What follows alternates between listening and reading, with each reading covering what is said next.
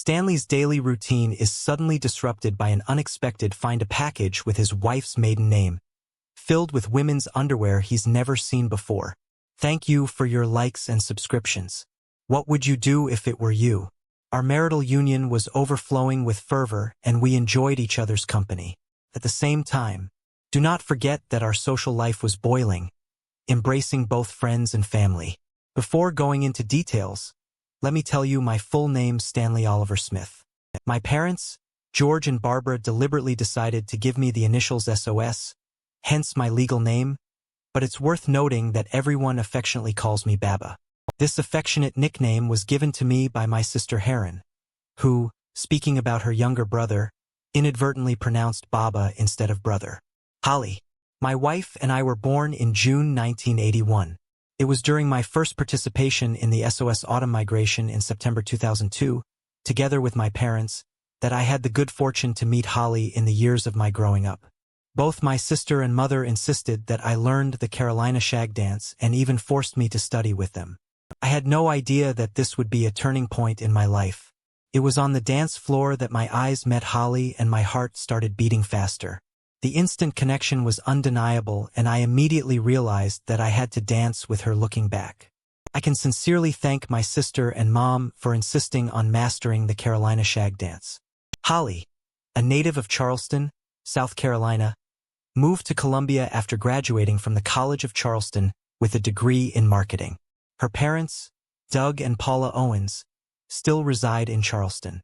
Holly currently holds a position in an insurance company in Columbia, located just 2 miles from my own home. My friend from school years is Ralph Jones, whom everyone who knows him affectionately calls RJ. His parents, Earl and Gloria, still live next to my parents. Throughout our childhood, Earl was the coach of the basketball team, which included RJ and me, and my grandfather was the coach of the football team. Fast forward to the present. Both RJ and I proudly graduated from the University of South Carolina and now work as sales representatives for the same company. As for recent events, you already know about my beloved wife. With the participation of both parents, my best friend and his parents, it's time to continue our fairy tale. Since Holly and I crossed paths during the autumn migration, we have made it a tradition to attend all SOS events together with our parents. In addition, we live in one cozy 3-bedroom apartment located within walking distance of the beach clubs. Over the past 3 years, my daily routine has remained unchanged. Every morning at exactly 5:25 a.m., I get out of bed and start a rigorous workout. On Mondays and Wednesdays, I hold incendiary basketball matches with a group of friends, among whom there is RJ. On Tuesdays, Thursdays, and Fridays. Intensive strength training. Thanks to this discipline, I manage to maintain an ideal weight. Holly also attaches great importance to physical fitness, although she prefers to work out in the afternoon rather than starting her day at 5:30 in the morning. As I was sitting leisurely engrossed in watching American Idol, Holly's gaze shifted to me, after which she reminded me, Baba, let's not forget that we need to be at the airport by noon tomorrow. Of course, dear, I replied, looking forward to the upcoming beach holiday in Cancun. I'll take half of tomorrow off work, and as soon as I get back from training, I'll immediately start packing our things. I promised her, don't worry, my love. I will make sure to be collected, prepared, and look forward to your arrival. I assured Holly with a grin. You know I can't help but feel irreplaceable at my job, while your company will surely do fine without you. She playfully joked in response. Next weekend, we are going to Cancun for 4 days and 3 nights to celebrate our 3rd wedding anniversary. Considering that garbage collection in our area takes place every Thursday, I try to collect garbage. On Wednesday evening after the end of the American Idol show, I diligently walk around the house collecting waste from various garbage cans. Eventually I bring the trash can to the end of the driveway, so it's ready to be taken out. After successfully dragging the trash cart to the end of the driveway, I return to the garage to pick up the trash container. With a sense of accomplishment, I made sure that all the doors were securely locked and the outdoor lighting was turned off. After that, I rejoined Holly to enjoy watching TV. As soon as I was settled in my seat, Holly asked the question that caught me off guard. Where are suitcases? Oh, they're in the basin. I replied, confused. I guess you should bring them tonight after all. Holly said, and I agreed, promising to bring them before going to bed. But a few minutes passed while I was sitting and thinking about the need to have 3 suitcases and 1 carry-on for our 4-day trip. And yet early Thursday morning I eagerly got out of bed, ready to go on a long-awaited vacation. I quickly prepared for the upcoming day by 5:40 in the morning. I was already dressed and ready to leave.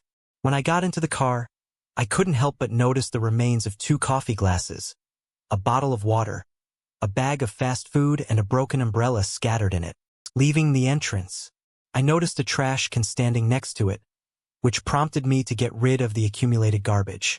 When I opened the basket, I was amazed that there was an ordinary brown shipping box on it. Curiosity got the better of me and I wondered who could have added their trash to mine. But when I picked up the box and noticed that it was addressed to Hall Owens, I was shocked. Suddenly, 2 additional subjects demanded my immediate attention and I had no time to think. When I saw an ordinary brown box, 2 puzzled thoughts flashed through my head. First, I wondered why Holly's maiden name was printed on the label. Second, I could not understand why the letter was addressed to her office and not to our home. Curiosity got the better of me and I opened the box and its contents. There was a packing list waiting for me inside which listed various items of clothing, including a skirt and a bra. Intrigued, I handed over the box and packing list, confident that Holly had purchased these items as a pleasant surprise for our upcoming trip. But the question did not leave me. What is this bra? When I got home after training, I saw that Holly's suitcases were neatly placed by the door. After taking a refreshing shower, I packed my own suitcase and loaded it into the car. Looking forward to our journey at exactly 11:25 a.m., I found myself parked outside Holly's office, patiently waiting for her to show up. Fortunately, our flight flew according to schedule and we arrived in Cancun on time by 4:00 p.m. Soon we were lying on the beach, enjoying the tranquility and serenity of the environment. As evening approached, we decided to have dinner in one of the charming restaurants of the hotel. After the meal, we went to an incendiary dance which lasted until 2:00 in the morning. I was looking forward to seeing Holly's new underwear while she disappeared into the bathroom. I lay in bed and patiently waited for her solemn exit, imagining her in a seductive bra. But to my surprise, when she appeared, she was wearing a large white t-shirt decorated with 2 bright pink flamingos on the front. My shock was palpable because such an unexpected turn of events took me by surprise. My expression must have betrayed my surprise, because Hole caught my concern and immediately showed concern. "Baba, are you all right? You didn't get sick during our vacation, did you?" she asked with obvious concern in her voice. I reassured her that I was fine, but admitted that I expected to see her in one of the seductive nightgowns that she received at the wedding celebration and not in a t-shirt with a pink flamingo. She asked in perplexity why she should wear something else knowing me too. "Well, if I know you, I will undress in 30 seconds anyway," she confidently declared. "If I know you, I will undress in 30 seconds anyway," she confidently declared. We both laughed at the accuracy of her statement. After turning off the light, we went to bed together after passionate intimacy. We quietly fell asleep in each other's arms. When I woke up, I immediately started making coffee, heralding the beginning of a new day. While I was sitting on the balcony enjoying my morning coffee, thoughts were swarming in my head about the package that Holly received from Trashy Lingerie. I couldn't help but wonder why I had never seen any of the items listed on the packing list. Just as these thoughts were engulfing me, Holly joined me on the balcony. We had a leisurely breakfast together and then decided to go on an exciting snorkeling trip along a busy reef. We quickly signed up for an excursion at the local tour desk, looking forward to exploring the underwater world. We had an absolutely incredible experience and I hardly recommend this tour to everyone who comes to Cancun. Snorkeling along the reef is a must-have event that is guaranteed to leave an indelible impression. After returning, we took a relaxing shower and had a quick dinner with the onset of dusk. We were looking forward to the opportunity to plunge into the vibrant nightlife of Cancun. I don't remember the details of the numerous bars that we visited, but I can say with confidence that we got great pleasure from exploring the vibrant nightlife. The next day was similar to the previous one, except that instead of snorkeling, we devoted time to shopping in a noisy market. I couldn't resist buying a necklace that Holly liked, as well as a chess set for myself. The evening was approaching and we were looking forward to the anniversary of our wedding, and at the same time, the last night in Cancun, we decided to celebrate this event with a quiet, secluded dinner, cherishing the precious minutes spent together. After a delicious meal, we strolled along the beach, arm in arm, immersed in deep conversations about our future and the wonderful path that we have to go, united by a love for children. Holly and I agreed that in January she would stop taking birth control pills. As we soared back to the hotel, Holly mentioned that she had something special for us. When we got to our room, excitement overwhelmed me when the memory of the packing list flashed through my head. I was looking forward to seeing Holly in her new outfit entering the room. Holly quickly grabbed her carry-on bag and disappeared into the bathroom. At this time, I took out a gift that I bought for her on our anniversary. A few moments later, Holly emerged from the bathroom with an unambiguous grin on her face. But oddly enough, she was wearing the same outfit as at dinner. There was confusion in the air, and I couldn't figure out what exactly your surprise was. With excitement, Holly handed me an envelope and exclaimed, "Happy anniversary. I love you so much. You've made me the happiest woman on earth. Now open it quickly. I can't wait to see your reaction when you find out what's inside." Her delight was contagious, and I couldn't help but be intrigued by her excitement, deciding to play along with her. I replied, "Holly, my love for you is only getting stronger every day.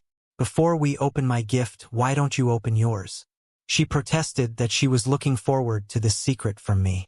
The anticipation in the room was growing, and we were preparing to reveal the surprises that we had carefully planned for our special day.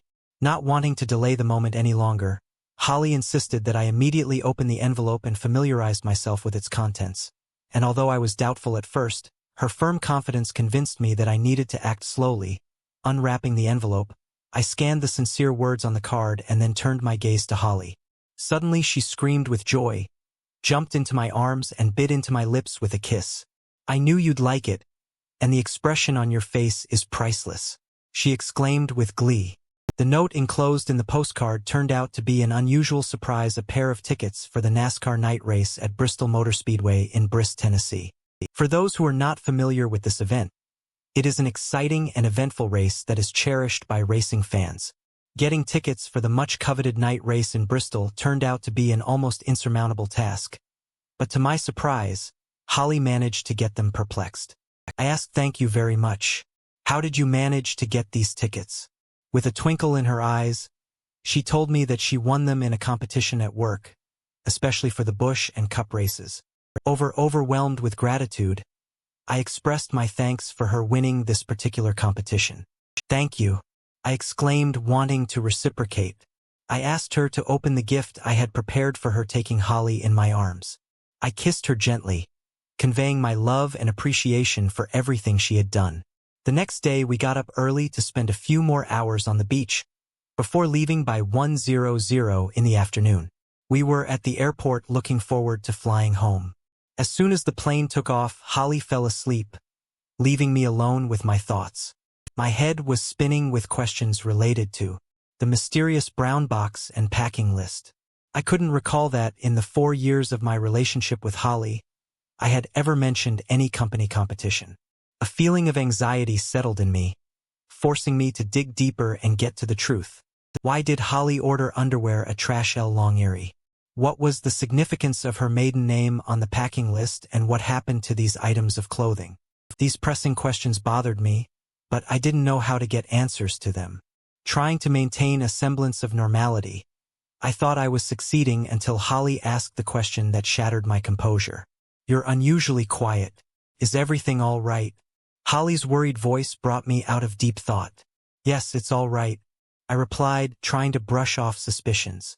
"I'm just thinking about work and what I need to do. Tomorrow also, I need to plan a vacation for our upcoming trip to Bristol." My answer seemed to calm her down. Although unanswered questions and doubts continued to swirl in my head, the next morning, while playing basketball with the guys, my behavior did not go unnoticed. Nick, as always astute, took advantage of the break to express his thoughts. "K Baba, come clean. You've just returned from Cancun, where you celebrated your anniversary. You should be on top of the world, but you seem to be depressed. What's really going on with you?" Such directness took me by surprise, but I quickly pulled myself together. "It's okay, Nick," I replied, trying to brush off his concern, but confusion continued to grow inside me. "I guess I'm used to sleeping a little longer on vacation," I replied, hoping that my explanation would be enough, but Nick continued to insist, assuring me that my physical form did not go unnoticed and that it was not the first time I was returning from vacation. With concern written on his face, he claimed that something was bothering me and, as a friend, he would like to know what the cause of my stress was. His words made my heart ache and, after a short internal struggle, I finally gave in for the next 5 minutes. My friends demanded answers from me until I told them about the existence of the trashy lingerie box. Together we discussed how to uncover the truth about Holly's actions. Each of them offered their support, promising to follow up on any information or items that could help our investigation. Grateful for their support, I felt a surge of new strength and determination as our collective efforts began to take shape. The next morning, instead of the usual workout, we got together to discuss the digital voice recorders that my friends had brought. We developed a plan according to which a telephone line recorder would be installed on our home phone and a digital voice recorder would be installed in Holly's car, hoping to record any important information. Unfortunately, we could not find a suitable application for the baby monitor because its capabilities did not meet our requirements.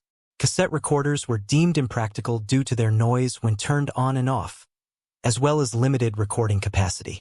Fortunately, Trey volunteered to share his experience, offering to come to my house and help me install a video camera. With his help, we hoped to uncover all possible secrets hidden in our house. Together, we firmly decided to get to the bottom of the mystery, supporting each other in this difficult matter. Using the 2 dictaphones I had at my disposal, I came up with a system in which every morning, before going to training, I switched them. During the day, I listened to the conversations recorded on tapes. As for the digital voice recorder in Holly's car, I had to remove the internal memory card and listen to its contents before installing it in place. By applying these measures, I hoped to get information about Holly's conversations on her home phone, as well as about the conversations she had in the car. In addition, by installing a babysitter camera, I would be able to observe the action in our room and in the corridor leading to our bedroom. At the same time, I admitted that I would not be able to listen to her conversations on her mobile phone if she was not in her car. In addition, I would not have access to her conversations in the workplace or in other places outside of our immediate environment. There was a problem how to check where Holly is and who she spends time with when not with me. As far as I knew, her usual daily routine involved leaving home at 7:50 a.m. to go to work after finishing work at 4:30 p.m. She went to training and then returned home. Sometimes she would visit and have dinner with my parents on some of my school nights. Given this information, we decided to collectively think about how to track Holly's movements during the day, but we faced a limitation. Holly was familiar with only one person from our basketball group, RJ, which means that he could not be involved in tracking. This made us think about alternative strategies for discreetly observing her actions and collecting the necessary information. When we gathered for the morning meeting, Jason shared an intriguing solution to our tracking problem. He said that he discussed this issue with his wife, who offered to involve his grandfather. It turned out that my grandfather often complained that he had nothing to do, which caused him to have anxiety attacks. Jason talked to Grandpa the night before and he was happy to help us. Moreover, Grandfather offered to involve his brother Bob in our venture. One of them could be a driver and the other could document everything that happens with a video camera. Driven by curiosity, we turned to each other, wanting to know the opinion of the group. Everyone unanimously agreed that Jason's wife had indeed come up with a brilliant idea. Interest in this idea grew as we realized the potential value of bringing Jason's grandfather and his brother to participate in our tracking. With their help, it seemed to us we would be able to quietly gather the necessary information and get closer to revealing the truth. The idea quickly caught on, and before I knew it, the rest of my basketball buddies were thinking about asking their grandparents to help us too. It was an unexpected turn of events. On Friday morning, I saw that not only my regular basketball friends were waiting for me, but also 2 other people. After getting acquainted, we wasted no time in developing a comprehensive plan for monitoring Holly's activities. The group was divided into teams, each of which received specific tasks for different days. They had to keep a close eye on Holly during her commute, lunch break workouts, and homecoming. In addition, during the weekend, the group familiarized themselves with the main places, such as my house, my parents' house, and Holly's office. This way, they would have a general idea of where Holly should be every day. The surveillance operation was supposed to begin on Monday morning. Every day we gathered in the morning to share relevant information and coordinate our actions. Excitement and anticipation were felt in our group as we pulled our resources and worked together to uncover the truth about Holly's activities. At the Wednesday morning meeting, we gathered to analyze the events of the previous day. To our surprise, John introduced us to his friend Fred, who 2 years ago quit the security company and showed sincere interest in helping us. During the conversation, RJ drew attention to a significant gap in our surveillance plan. He said that apparently we managed to track almost all of Holly's actions, except when she is at work in search of a solution.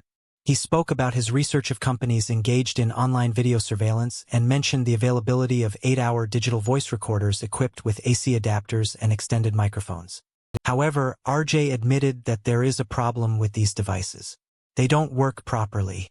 This prompted us to brainstorm alternative ideas and explore other possible options for monitoring Holly when she is in the workplace. Based on Fred's experience and the collective creative potential of the group, we were determined to find a suitable solution that would allow us to effectively track Holly's actions throughout the working day. Taking into account the concerns expressed, we delved into the possibility of introducing 8-hour digital voice recorders in Holly's office. Questions were raised regarding the logistics of the installation and the process of uploading records to my computer, which revealed potential problems. In addition, the group expressed doubts about the legal consequences of entering the territory or breaking in RJ. Trying to take into account all the nuances, frankly shared thoughts that it was unlikely that Holly would engage in any illegal activity at her workplace in the presence of numerous colleagues. Despite the fact that his statements were disappointing, I appreciated his desire for thoroughness in the investigation, feeling overwhelmed and grateful for the exceptional efforts shown by this group. I could not contain my gratitude. After 2 weeks of their constant support, I found an opportunity to sincerely express my gratitude addressing the group. I said I want to take a moment and sincerely thank each of you for everything you have done. Your dedication and willingness to help just amazed me. For the past 2 weeks, Holly has been performing the role of a faithful wife in an exemplary manner. I didn't notice any inappropriate behavior from her daily routine consists of going to work, shopping with friends, visiting my parents, playing sports, and going to the grocery store. I only saw her in the company of her friends, colleagues, and my parents. With that in mind, I suggest giving her another week before giving up the search. On Friday morning, our active group gathered for the last time. I thanked everyone for their dedication and efforts over the past 3 weeks. I am very grateful to all of you for giving me the necessary confidence in my wife's fidelity in our marriage. It's time to do away with surveillance equipment and move on. I sincerely wish all the best to you and your families and all your future endeavors. Henry chimed in. Baba, we can't help, but thank you for giving us the opportunity to work purposefully. Thanks to this investigation, we not only work together but also establish strong friendships. I would like to inform you that we have contacted several lawyers in the city offering our services, and I am pleased to announce that we have received work from next Wednesday. Goodbye, monotonous days in the rocking chair. Wishing everyone a pleasant and safe weekend. I packed up the video cameras and went out to my surprise when I mentioned the return of the equipment. They insisted that I keep it for myself or give it to someone in need, as it was easier for them than it had disappeared from their homes. RJ was about to get into his car when I approached him at the window. RJ, I'm going to stop by the house to turn everything off before going to the office. Please let Harry know that I have a personal matter before we meet. Be sure I'll bring him up to speed before I even have my first cup of coffee. He asked if I needed any help, to which I replied with a firm no. I said it wouldn't take long and neither of us would have to be late. Maybe they thought I was crazy, but I just couldn't give up. There were still too many unanswered questions, and it was unbearable for me to keep this group in endless pursuit.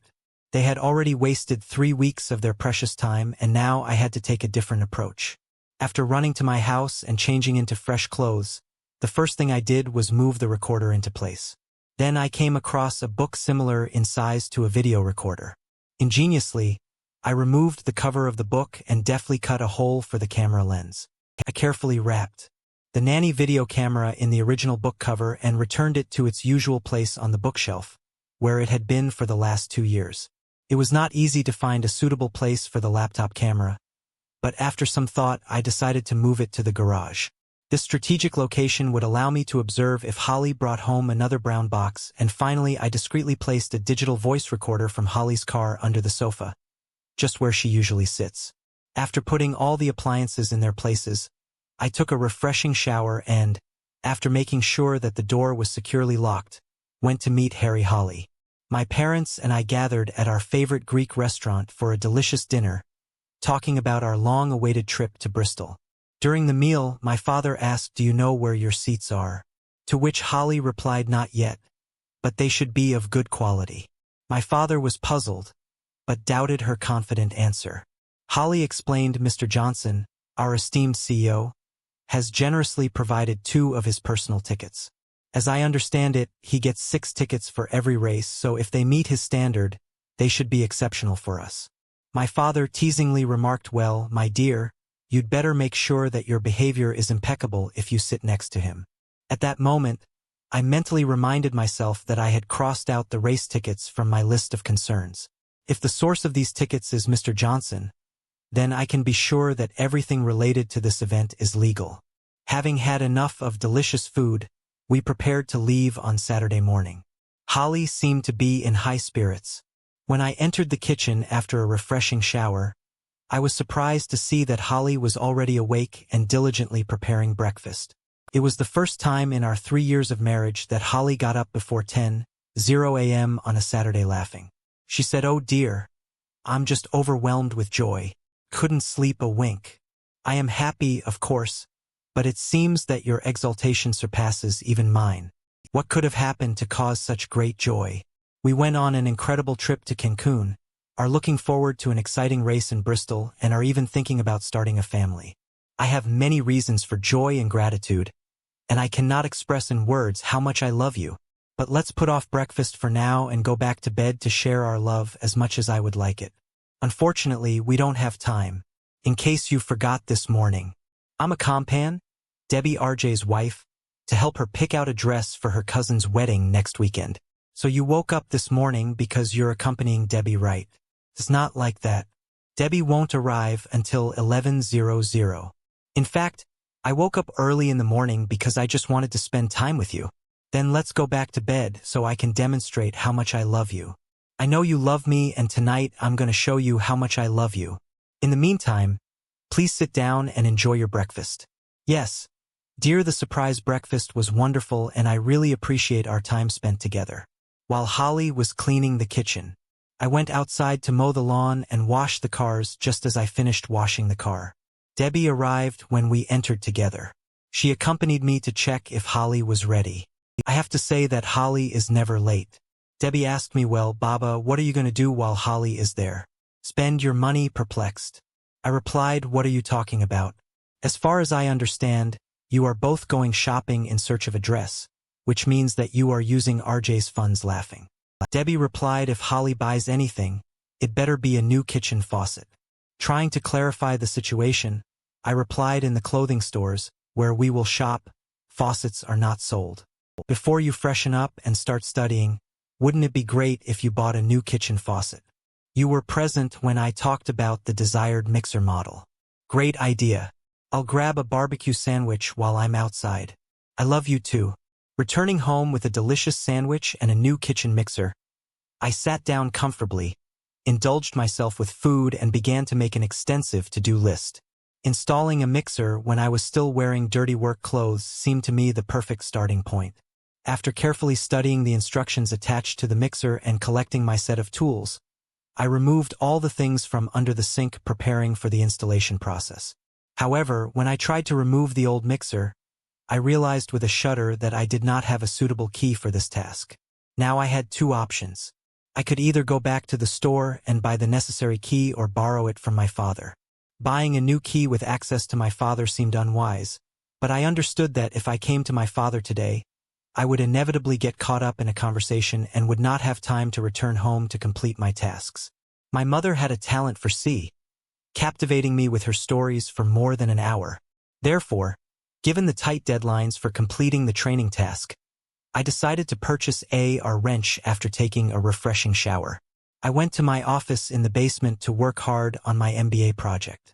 I quickly immersed myself in my project, completely losing touch with time and other thoughts. It wasn't until I heard Holly and Debbie's voices through the baby monitor that my attention was redirected. Just 2 minutes later, Holly opened the basement door and called my name. When I left the office, I replied, "I'm down here."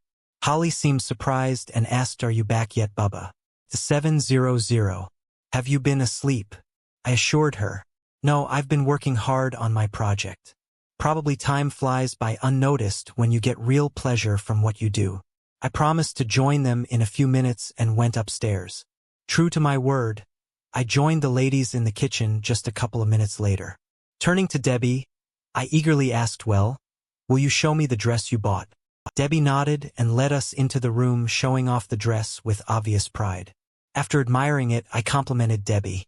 "I think it looks amazing, and I'm sure everyone at the wedding will think the same." She gracefully replied, "Thank you, sir. It will look even better tomorrow when Holly and I match it with a pair of shoes." Grinning, I added, "I can't believe how much time you women spend on shopping trips, but it's your time and RJ's money," playfully teasing. I turned to Holly and asked, "Holly, does that mean you're going to make breakfast in the morning?" Smiling, she replied, "Yes, I'll make us breakfast and spend the morning with you." "Damn, I can definitely get used to it," I said with satisfaction. "Have I told you how much I love you?" Holly gratefully replied, "Thank you, and I love you too." Later, lying in bed, Holly tried to show her love for me, but we decided to just enjoy each other's presence and not indulge in it anymore. On Sunday afternoon, I found myself back in my basement office, engrossed in work. After about 3 hours of work, I felt the need to take a short break. When I was about to go through the surveillance footage, I heard Holly and Debbie talking upstairs. I was looking forward to Holly opening the basement door and inviting me to look at Deb's newly purchased shoes. A note of sarcasm flashed through my thoughts. Just what every man craves, the opportunity to admire another pair of shoes. Being an attentive and caring husband, I willingly went upstairs to admire the newly acquired shoes. After expressing my approval, I praised them for a job well done, noting the 4-hour work to find the perfect pair to complement the dress. Both Holly and Debbie were beaming with gratitude, responding with gratitude to gratitude. Monday morning came, and I was happy to return to my usual game of basketball with the guys. I felt refreshed and revitalized, having returned to my usual schedule, doing what brought me joy. But on Tuesday, the plans changed a little. I received an email from my teacher informing me that classes were being canceled due to family circumstances that he needed to resolve. In addition, my afternoon conversation with the seller was interrupted because John, my colleague, had to attend a meeting with his father, who, as it turned out, is the owner of our company. Having made a decision, I decided to leave work early. For the first time in a year, I had the opportunity to finish the day of schedule, and even without having to attend classes, there was free time, and I thought about how to use it to the maximum benefit. I came up with the idea to replace the faucet in the kitchen. As a surprise for Holly, I quickly changed into more suitable clothes and got on the motorcycle, heading to my father to get the necessary wrench. After parking the motorcycle near my father's workshop, I went inside to find a wrench rummaging in my pockets. I came across a box with old photos, putting the box on a sturdy workbench. I plunged into a nostalgic journey, sorting through these intimate memories. The box contained many family photos from 3 decades. Sorting them out, I instinctively chose the pictures I wanted to make copies of, imagining a future in which I could someday share these precious memories with my children. Suddenly, my attention was distracted by the sight outside the window. Hole and my mother appeared from the basement door, having a quiet conversation with my mother, holding a handful of money in her hands. Their eyes were fixed somewhere in the distance, in the direction of the house of RJ's parents. This scene left me pleasantly surprised, but curious about their interaction. But what really shook me to the core was the sight of RJ and my boss Harry walking through the gate. The shock of their joint presence overwhelmed me, leaving an indescribable feeling of disbelief and amazement. I froze in place, struck by the realization that this is not just a case of treason. It took a few minutes before my thoughts regained clarity and I was able to think about what to do next. Knowing the truth about Holly in a matter of days, I made my way from the workshop to the basement window. Not knowing what to expect, I looked inside and what unfolded before my eyes was nothing less than a shocking revelation. Suffice it to say that my mother organized everything for financial gain. I wondered if my father knew about these rigged events. Grabbing my cell phone, I dialed my father's number on the phone in the workshop, hoping to get at least some clarity from him in these perplexing circumstances. To my surprise, my father went down the stairs and entered the basement. It became clear that there was no need to call him, since he was already aware of the situation. Apologizing for being late, he explained that he had gone out to buy a drink. He invited me to have a nice time and asked my mom to take me upstairs. Taking advantage of the opportunity, I quickly took a few pictures and returned to my business. First of all, I started studying the divorce law in South Carolina, browsing various websites for information.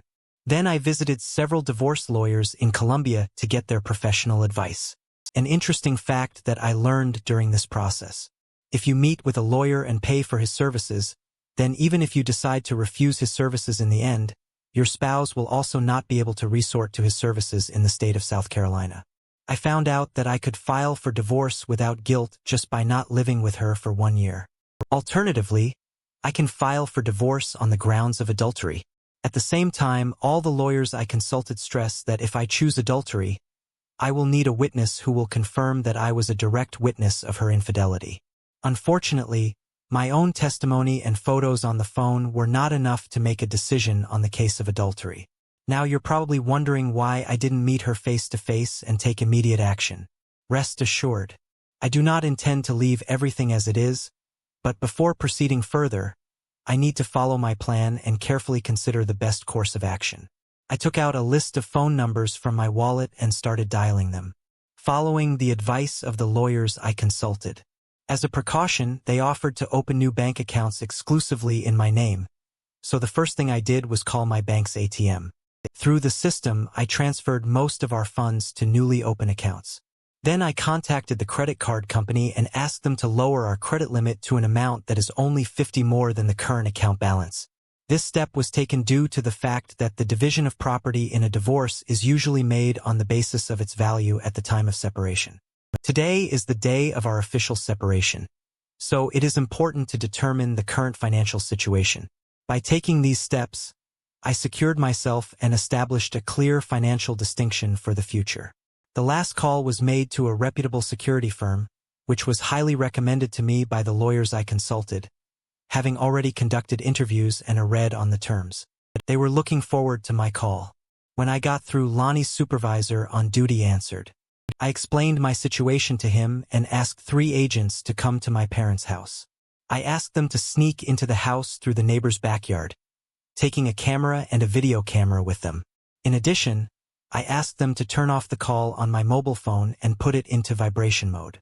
Then I said, at the window waiting for their arrival, the encouraging news that my wife did not have an affair brought a little relief against the background of the shocks experienced. The sad news is that she has taken up a profession that I consider indecent. This news struck me deeply at this time. While I was waiting, my parents went to their car, the destination of which was unknown to me. I took out a 30 pipe, hoping that it would serve me as a means of self-defense. By the will of fate, the parents returned before the arrival of Jim, Derek, and Connie because of their actions. I don't want to call them mom and dad anymore. More about 45 minutes after my call, Jim, Derek, and Connie finally showed up. After we exchanged introductions and pleasantries, it was possible to move on. I asked Jim to activate the video camera. While I called Lonnie at the security agency during the conversation, I informed Annie that Jim was recording our conversation and that he was on speakerphone. As soon as we hung up, I asked Lonnie to call me on my cell phone and leave a message. This was done so that we could check the date and time of our conversation. Without a doubt, Lonnie agreed, and 2 minutes later we played back his message. We're done here.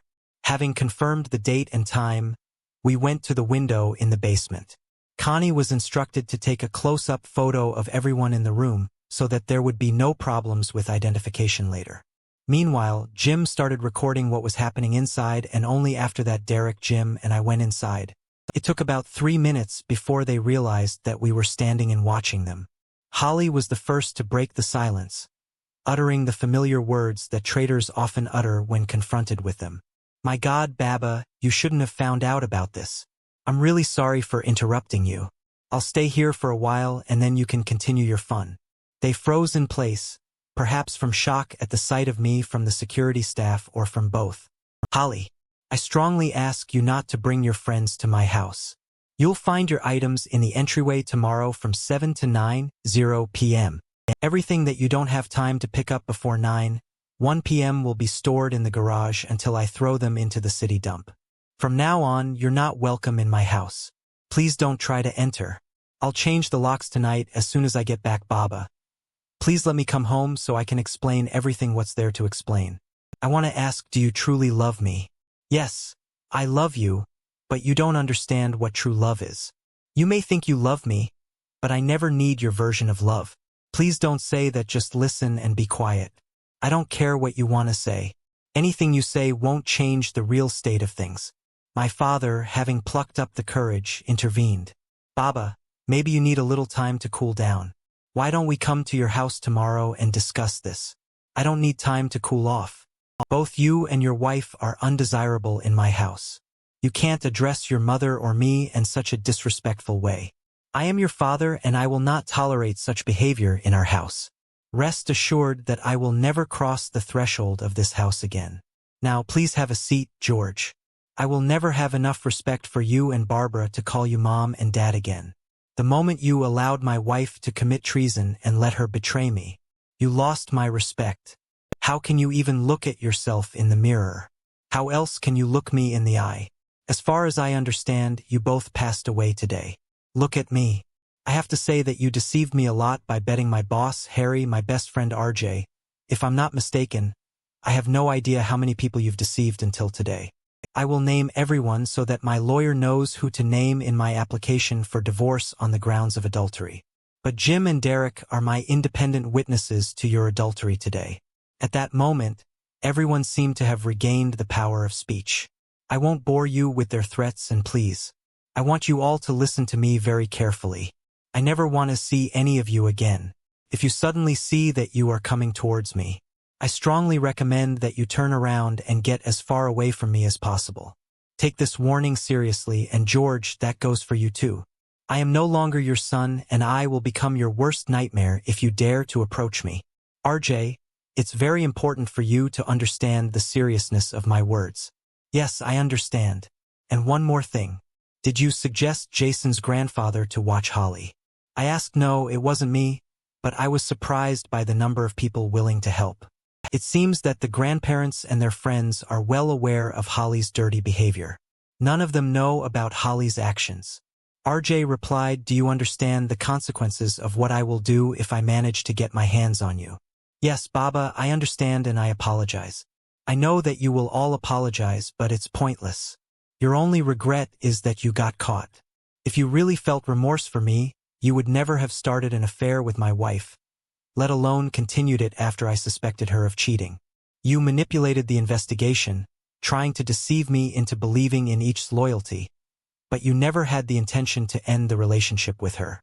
Harry, I decided to take tomorrow off as a personal day to remove the most painful reminders from my house. On Thursday, after returning from the landfill, I will go into the office and give Bob my resignation. I strongly recommend that you avoid being in the office on Thursday. Your wife will be informed of your actions before the end of the week. Harry, do you really understand and believe everything I've told you? Yes, I understand, please. I'm begging you not to tell my wife. I have already spent a considerable amount of money on your wife, and parents don't involve them, especially my parents. They're trying to make money on the betrayal of their daughter-in-law. I can't understand why you're all so disgusting. Holly knew perfectly well that I would never agree to such a lifestyle, and she should have been honest with me before we got married. At that moment, Holly spoke up. Baba, I couldn't bring myself to tell you wouldn't have married me, and you're absolutely right. You were fully aware of this, and yet you continued to deceive me behind my back. I've spent 4 years of my life loving a lying man, but I refuse to waste another minute of my time thinking about you. Now be silent and don't interrupt me anymore. Harry and RJ, it's only fair that both of your wives find out the truth that they are married to lying and mean people. I promise you that they will be notified by the end of this week. If they need anything from me to support them at this time, I will readily provide. It took a few more minutes to realize the full weight of what was said. And now, before I leave, I want to repeat once again that none of you should try to contact me. I don't want to hear from you, Holly. You're only allowed to be on the roadway. Don't wander around the house, don't knock on the door, don't stand on the roadway, and don't call me. You have 2 hours to pack your things and leave. As I headed for the door, something caught my attention, a DVR mounted on a tripod. Without hesitation, I picked up the camera and turned to the group, sarcastically remarking, "Great, I'll take this with me. Don't worry, I'll return it as soon as I make a copy from my lawyer." Jim and Derek were standing outside the door, and I got on the motorcycle and drove home. Jim, Derek, and Con were instructed to wait outside for another 30 minutes before coming to my house with evidence. When I got home, I replaced the locks I had already bought and changed the message on the answering machine. I took a beer and waited patiently for Jim to arrive. Derek and Con told me that Holly and her companion hurriedly dressed and left a few minutes after I left. It seems that no one wanted to talk. All attention was focused on getting away as soon as possible. Jim handed me the evidence memory cards. I expressed my gratitude to them and they wished me good luck and left. A lot of things have happened over the past 6 weeks, and I will try to briefly tell you about them. The day after our meeting, Harry's lawyer contacted my lawyer. Apparently, Harry was interested in making a deal so that his name would not appear in the media. Surprisingly, it turned out that not only he seeks to avoid publicity. Jada shares the same sentiments. My lawyer contacted her and asked what I should do. I have instructed them to inform Harry and Jada's representatives to submit their best offer and writing by tomorrow, after which I will consider their proposal. I made it clear that I would not accept any verbal agreements. Holly followed my instructions and spent a little over an hour packing her things in the car. When I went outside at 9:01 p.m., everything had already been taken out and there was no trace of things left. On Thursday morning, I had a meeting with Bob during which I handed him a letter of resignation. When he asked me why I was leaving so suddenly, without 2 weeks' notice, my answer stunned him. I told him that on Tuesday I caught Harry and RJ having an affair with my wife. To confirm my words, I made a short pause and then handed him some incriminating photos. As a result, Harry and RJ were fired from their positions on Friday. On Thursday, Holly's father left a message on my answering machine expressing his curiosity about the situation. In response, I decided to email him some convincing photos showing his daughter's involvement. He hasn't called since I decided to call him and ask, "Do you know that my parents are involved in this?" There was a brief silence before he quietly replied. "Yes," I continued. "Did you know they were helping Holly this time?" The paw dragged on before I heard. "My God, you found out. I couldn't believe it. So you knew and didn't tell me." I stated, filled with anger. I replied, "I not only found out but also have photos as proof. Now I'm going to tell you the same thing. I told your parents you're dead to me," pulling myself together. I said in an assertive tone, "Never try to contact me again." With that, I slowly hung up the phone. The next morning, I took action. I contacted the phone company and received a new phone number that was not included in the list. As a result of the discovery of the involvement of people close to me, friends and family members, I was forced to make a number of important decisions that changed my life. First of all, I decided to hold my head high, fully aware that I had done nothing wrong. My desire to live with dignity remained unchanged. Secondly, I have introduced a new daily routine. On Mondays and Wednesdays, I started running, finding solace and strength and physical exertion. In addition, I decided to do strength training on my own, which allowed me to focus on personal growth and self-improvement. Yesterday, I organized a meeting in my lawyer's office with the wives of those men who were trying to buy themselves out of trouble. During the meeting, I provided them with copies of all the evidence I had collected, including the money offer presented to me. It was very important for these women to understand what level of men they were married to. Since I do not consider infidelity acceptable for a family union, it wasn't up to me to determine how my actions would affect their marriage. That decision was up to them, but I firmly believed that they deserved to know the truth. With the help of my lawyer, a meeting was arranged between Holly, her lawyer, and me. During this meeting, my lawyer showed a video clip with my proposal to settle the dispute. To my surprise, Holly agreed to the terms offered. After the meeting, my lawyer gave me a letter from Holly without thinking. I threw it in the trash without even opening it. As for other news, I should note that my house belongs only to me. According to my grandfather's will, he left me one of his rented apartments. This generous gift was made before I met Holly. Having your home unencumbered by mortgage payments is a real liberation. Barbara kept calling and leaving the same message every day until I changed my phone number. Her words were always the same. "Baba, I'm sorry and I will always love you." And yet it's hard for me to understand how she could truly love me personally. I think that a mother should not love her son so much as for Holly's forgiveness. It's safe to bet your last dollar that this won't happen in my lifetime. I also provided information that Holly was a corrupt girl to her employer, after which she was fired. In conclusion, I will tell you what I learned a year after my divorce from Holly. She continued her professional career as a selling girl. She was seen by one of my colleagues when he was having fun in his. He invited a professional girl for intimate pleasure, and it turned out to be Holly.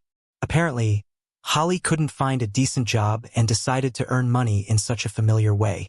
Story 3. My name is John. I'm 37 years old and I've been married to my wife, Kate, for 2 years. Kate, who is 35 years old, works as a teacher at a city college and I am engaged in marketing. Our paths crossed at a party of mutual friends, where we immediately found a common language and struck up a friendship. Over time we communicated on social networks, but our relationship remained platonic for quite a long time. During this period, Kate was already dating someone and I was going through a breakup, but 4 years ago, on her birthday, I congratulated her on Facebook, which significantly affected our relationship.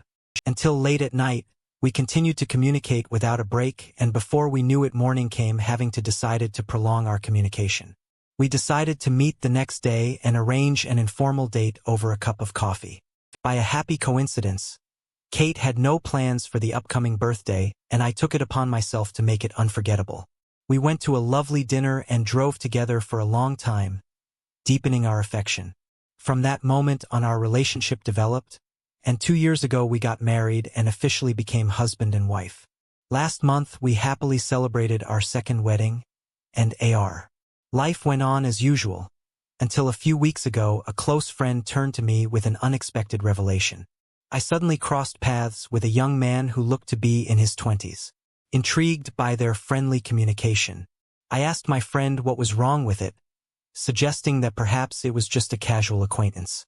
However, my friend hesitantly replied that their body language speaks of much more than just friendship.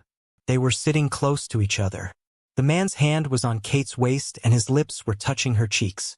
My friend admitted that he froze for a moment, hoping that it was just a misunderstanding, but unfortunately he witnessed their warm, intimate embrace. Curiosity got the better of me, and I asked if my friend had managed to film their meeting. Unfortunately, he explained that the situation developed so unexpectedly that he did not have time to take a single picture. In addition, being in a public place, he was afraid of incurring the disapproving looks of others for photographing a couple in an intimate setting. Despite the credibility of my friend's story, it seemed to me too vague to tell Kate directly about what he witnessed. I couldn't bring myself to call her a cheater, based only on someone else's observations. When I got home, I found Kate immersed in a book, seemingly oblivious to the events that had taken place. I found myself in a dilemma. I wanted to find out if Kate was really dating her friend that day, but I could not find the right approach that would not arouse suspicion and would not sound accusatory. It dawned on me that everything would be easier if we were a couple who shared all the details of their daily lives. Although we share important moments, there were still boundaries when it was necessary to share everything. To make the conversation easier, I struck up a light conversation with Kate by inventing a story about meeting an old school friend during a meeting with a client. Surprisingly, he turned out to be one of our clients, continuing the conversation. I casually mentioned that my meeting with a school friend led to the fact that we had lunch together. Kate reacted quite casually, remarking dispassionately, "Oh, that's great. It must have been nice to meet your old friend." I just nodded in agreement, trying to find out the details.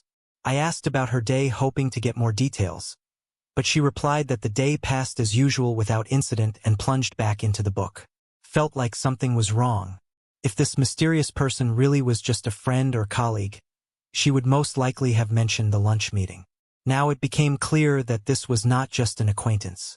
After that day, my senses sharpened and I began to closely monitor Kate's every move. For several days, I watched her closely, but her behavior seemed innocent and devoid of any suspicious actions. And yet the nagging feeling wouldn't leave me, forcing me to take the next step, checking her phone to this end.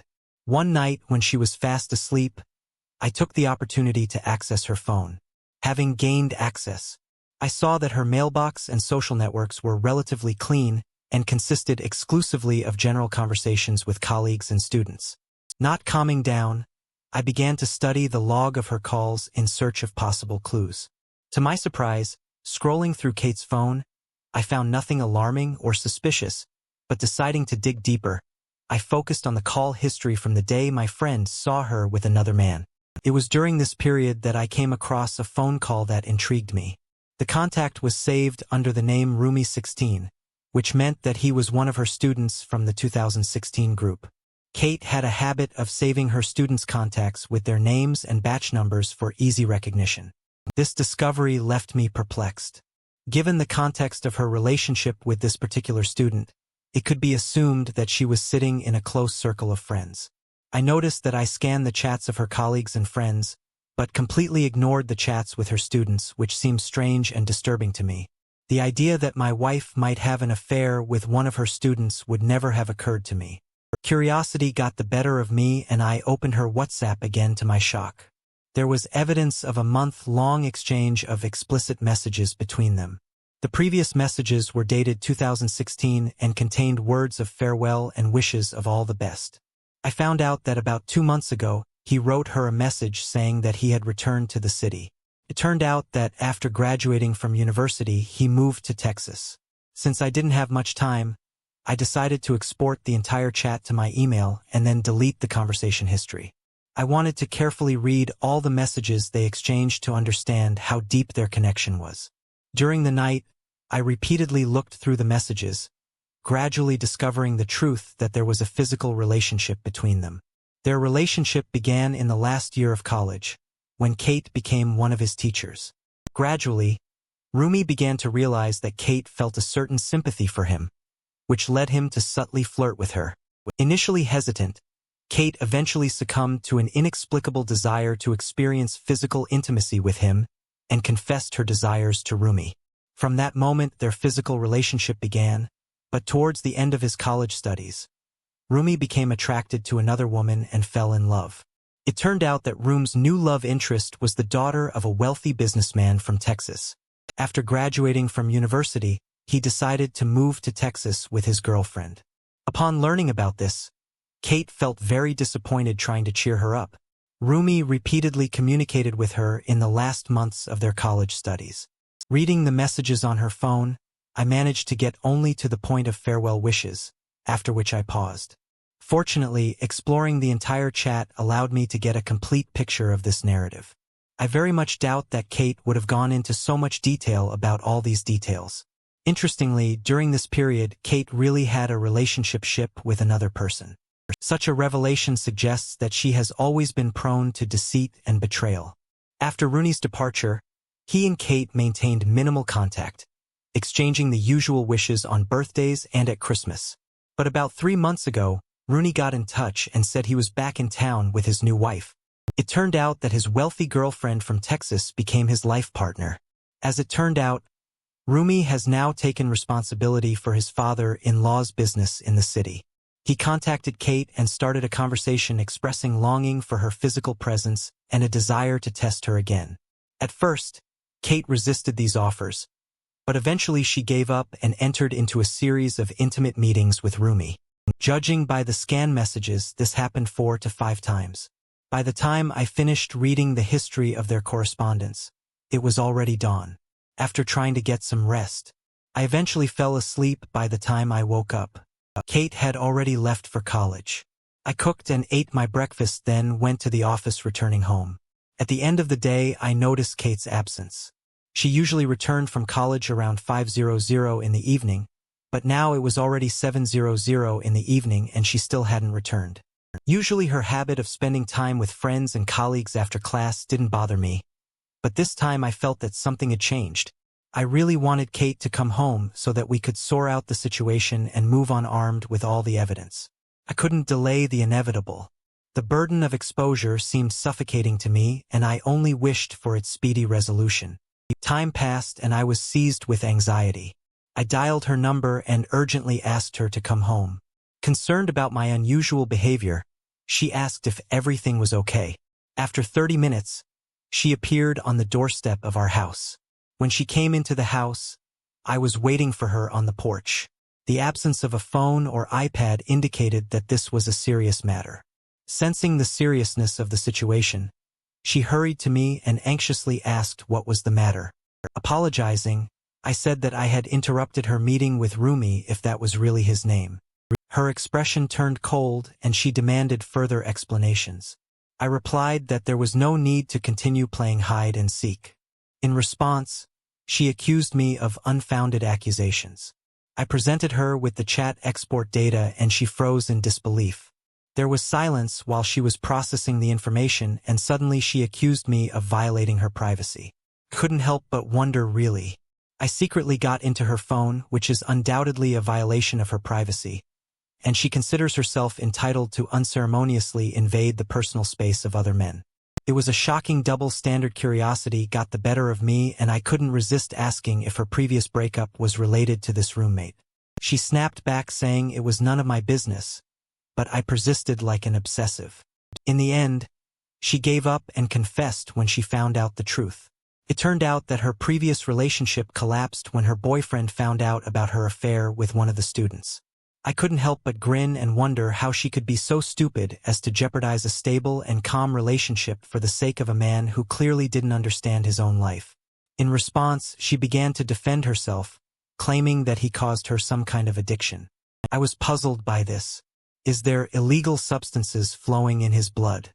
Feeling disappointed and betrayed, I firmly told her that she should leave home, since we live on my territory. To my surprise, she remained unperturbed and ruthless. She flippantly dismissed the seriousness of the situation, saying that it was purely physical contact devoid of any emotional connection. Trying to convince me, she urged me to change my mind, accusing me of impulsive behavior. Convinced of the correctness of my decision, I replied with a simple "so bite" and asked her to leave. Angered by my firmness, she stamped her foot and stormed into the house, showering me with insults and predicting that I would soon regret my decision. According to her, in 2 days I will crawl back and beg her to come home. I couldn't help but laugh at her delusional reasoning. I made it clear to myself that begging for reconciliation is something I will never stoop to. While she was packing her things, I sat on the porch and silently watched the painful end of our relationship. Without looking in my direction, she walked past me and headed for the exit, finding my voice. I informed her that I would soon send the divorce papers if she really values her self-respect, as she claims, then I beg her to sign them without objection. She said nothing and disappeared from sight. I was struck by her behavior, as if I was to blame for the whole story, just because I dared to check her phone. When I exposed her infidel and made claims against her, a feeling of anger emanated from her as she prepared to leave the house. It was clear that she would not allow the situation to develop smoothly and without a fight. If she had kept up the appearance of politeness, I might have thought about leaving things as they are, but her tantrums and disobedience sparked in me the desire to break her ego. Deciding to gather more information, I started searching for her companion on social networks, fearing that he would block me. As soon as he discovered my presence, I looked at his profile files on the internet and even sent a friend request to his wife, who had a personal account.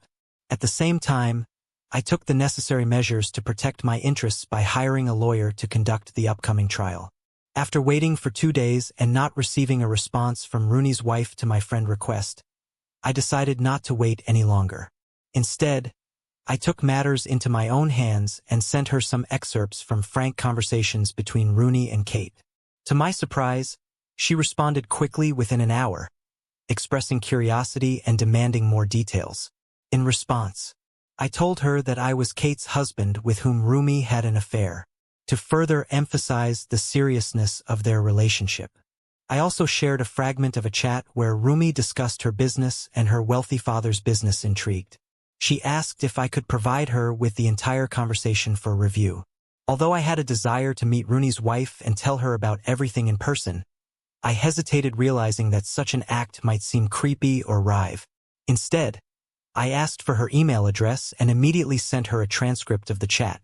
Interested in how I managed to find out the truth, she asked for a detailed explanation, and I agreed, giving her a thorough account of the events and urging her to read the messages carefully.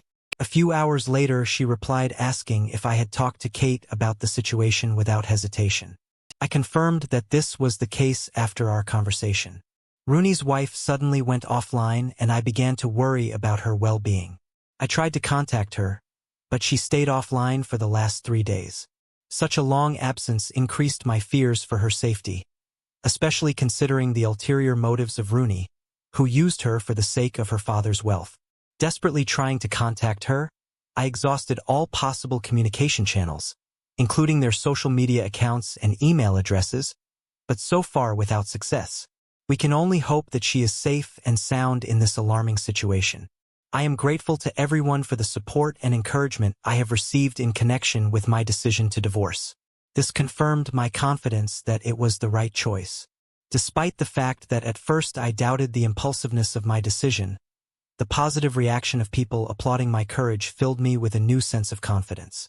Now I would like to tell you about the latest developments. As I mentioned, Rooney's wife didn't answer the phone and disappeared for a whole week.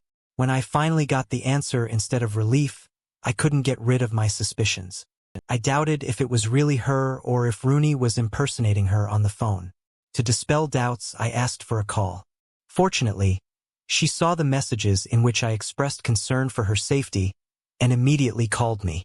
At that moment, a wave of relief swept over me. She informed me that after reading the messages, she didn't waste any time and immediately booked a ticket for the earliest flight to Texas. Have you heard about what happened between Rooney and his father-in-law? This is quite an interesting turn of events. Instead of directly telling Rooney about the deception, his father-in-law went the other way. They stated that they had discovered some irregularities in the accounting records of the office run by Rooney and insisted that he keep his distance from his wife until this issue was resolved. Rooney was puzzled by the sudden suspicion on the part of his in-laws and could not determine the true reason. Apparently, the father-in-law believed that going to court about infidelity would not cause Rooney much harm, since courts usually do not impose serious punishments only for extramarital affairs. The possible consequences of Rooney's infidelity if the case went to court were reduced at best to the demand for alimony as compensation for the emotional suffering of his wife. But Rooney's father-in-law had motives beyond monetary compensation. He sought nothing less than to completely destroy him. A few days later, I received an unexpected message. It was a message from Rooney who said, "Dude, your wife is just delusional. She makes up stories and insists that I marry her. Does she not understand that there is a significant age difference between us? Of course we had intimate contact, but that doesn't mean I have to marry everyone I sleep with." Subsequently, when Rooney told Kate about his problems with relatives, she shifted the blame to me, saying that I had leaked the transcript of the chat to Rooney's wife. But Rooney explained that no one discussed the affair itself and all attention was focused on the alleged accounting problems in their company. Rooney suspects that Kate took advantage of the situation to force him to marry her. To be honest, I couldn't help but laugh at Rooney's messages. It seems that he, like Kate, was mistaken, sincerely believing that his in-laws were genuinely offended by him. It became clear that Rooney's relatives were concerned exclusively with accounting issues and did not know about his infidelities. About a month after this revelation, the divorce papers were finally prepared, trying to get information about Kate's whereabouts. I contacted her mother and asked if Kate was staying with her. My question took her mother by surprise. Since Kate was not with her worried, she asked if everything was all right. I decided to be honest and told her the truth, but she hardly believed my words and insisted on seeing me evidence by this point. Constantly proving the truth to all participants in the process had already become tedious. Indeed, I was in a relationship with this woman for a significant period of time. For years we even managed to get married, which made the separation process even more painful. After enduring her abusive messages, I finally decided to block her. It's been a week and she still hasn't signed the divorce papers. Trying to clarify the situation, I contacted Rooney's wife to find out how her divorce process was progressing. To my surprise, I found out that she is currently resting in the vast seeking solace and res pit for mental anguish while her father deals with Rooney. I will provide an update as soon as these issues are resolved. I'm currently focused on taking my mind off Kate and moving on with my life. And now the latest news: my divorce is officially settled. The way Rooney's father-in-law behaved made me doubt. He accused Rooney of embezzling funds from their company and somehow managed to bring evidence in favor of his claims during the trial. But whether Rooney was really guilty of these actions or he was unfairly framed remains unclear to me. Rooney's wife did not know the specific details of how her father was able to prove Rooney's fraud. As I have already said, she is a privileged person who may not fully understand the value of such daily necessities as vegetables. Apparently, Rooney's father-in-law used this deception as a basis for separating his daughter from Rooney and exerted significant influence on his wife's actions. As a result, Rooney was ordered to pay a significant fine within 3 months. Failure to comply with the requirement could lead to the initiation of a criminal case against him. The amount of the fine is really huge and represents a serious financial burden. Rooney's wife is convinced that the huge amount for which Rooney was fined is not affordable, which can lead to imprisonment. Such a financial burden, combined with significant damage to Rooney's reputation, exceeds the consequences that a simple betrayal could lead to. Rooney's father-in-law has shown himself formidable in dealing with such issues. As for my situation, Kate resorted to various tactics and tricks before agreeing to sign the divorce papers. She even went so far as to demand my house as part of the alimony. This is ironic when you consider that in the past she has proudly defended feminist ideals. It is unpleasant to watch how Kate, despite claiming to adhere to certain moral principles, has sunk so low as to try to unfairly take my house away from me. She justifies this by saying that it is a question of feminism, which puzzles me, given that she cheated on me. The logic of her actions is questionable at best. Fortunately, I am immensely grateful to a qualified lawyer who fought hard to ensure that my property did not fall into her hands. I'm also grateful that I had proof of her infidelity, as they played a crucial role in protecting my rights. It is very unpleasant for me to hear the stories of victims who have faced similar situations without having such resources, and I understand how lucky I was to have the necessary support during this difficult period. It is very unpleasant to hear about the experiences of victims who were not only heartbroken but also unjustly deprived of property and housing. In my own divorce case, I came out the winner even though she decided to complicate everything to even the odds. I also decided to play along with her. She took the liberty of spreading false claims among her colleagues that I was unfaithful and on this basis demanded a house as compensation for alimony. This cost us sympathy and support from her friends and colleagues. Faced with these circumstances, I finally decided on actions that perhaps should have been taken much earlier. I forwarded several candid chats between Rooney and my lying wife to several of her colleagues, revealing the truth about her actions. In a work environment, gossip spreads like wildfire. Transcripts of the chat fell into the hands of various colleagues, and Kate became the subject of conversation in the staff room. Outraged by this, she called me from a landline phone and burst into a torrent of verbal insults accusing me of leaking information from the chat. This time I decided to stand my ground. In response, I warned her in a cold and stern tone that she should sign the divorce papers or be responsible for the consequences.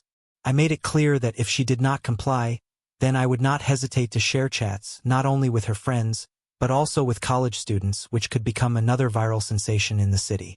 Kate knew perfectly well that I was capable of carrying out my threat, although I never intended to resort to such dirty tactics. She left me no choice. Even when her mother didn't believe my words, I refrained from handing over the evidence so as not to humiliate her in this way. In the end, Kate agreed to the terms of the divorce and signed the papers during the subsequent court hearing. I finally got divorced and freed myself from her trap. My friends are trying to persuade me to start dating again, but I think it's better to wait a bit before diving into this area. After the last message from Rooney's wife about Rooney's court case, I did not keep in touch with her. Similarly, I lost interest in the situation with him. Our communication was connected exclusively with my divorce process, and now that everything is settled, I prefer to cut off all ties related to my past and current life. Now I want to move forward and start from scratch.